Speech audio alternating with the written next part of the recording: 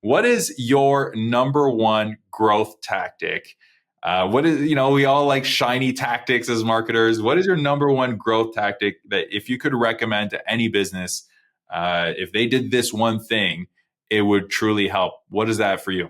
I'm glad you asked that. And I'm glad you raised the automation thing before. I would say that our sort of superhero skill is around SEO in the best way. So search engine optimization. And a lot of agencies are looking at that, from the lens of like content marketing, right? It's like content that will lead people down a funnel, build trust, and eventually convert. And sure, we do that. But I think the thing that really turned the corner for us was that we stopped treating it as content marketing, and we started treating it as just giving knowledge away for free, that is authentic, that is accurate. And we knew that was going to be a bit more of an investment. I see a lot of shops where, yes, get a copywriter, they're going to do some research, get an SEO person, they're going to optimize that article so that it gets discovered on Google, and off we go. And we're seeing that getting disrupted pretty heavily right now. And we've immunized ourselves a little bit, maybe by accident, but we haven't seen that hit in our business. Our website will get between 3 and 5 million visits annually. And our approach to content has been to invest a little bit more into it, work with actual subject matter experts, give them the support from our editorial team to kind of find that angle, to structure their communication, their lesson, their message in a really refined way. Work with our designers to create something that's high quality and easily understood, right? Infographics and what have you. And layer on the SEO teams to make sure that we are still optimized for discoverability in search. But we've approached it more as a sort of balance of just having authentic content that we've invested into that is the value. It's not just this commodified resource that is, dime a dozen.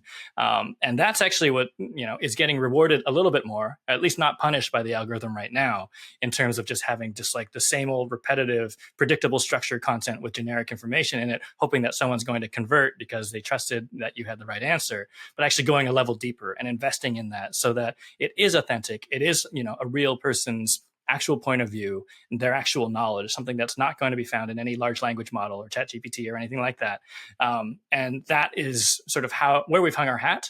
And I think what has done us favors in terms of, what does the future of search engine marketing look like in a world where some of the AI generated stuff, some of the commodified, generic, sort of machine written things, are actually, falling away from the SERP, right? The search engine results page is not rewarding all this generic content anymore. It's about actually collaborating, finding ways for people to share their knowledge authentically, share their personal stories, and packaging it in a way that is useful to them.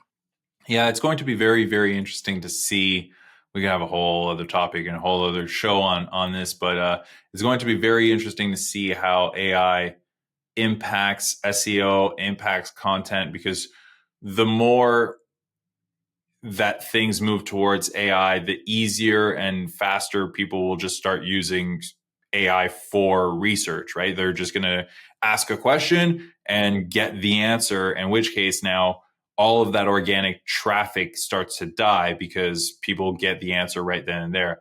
I've already, my research level on Google when I search something has gone down significantly because I first go to ChatGPT to get my answer. And if ChatGPT can't give me something as detailed as I want it, then I'll go and do some more research. But typically I get my answer pretty quick. So that's going to be an interesting world for sure.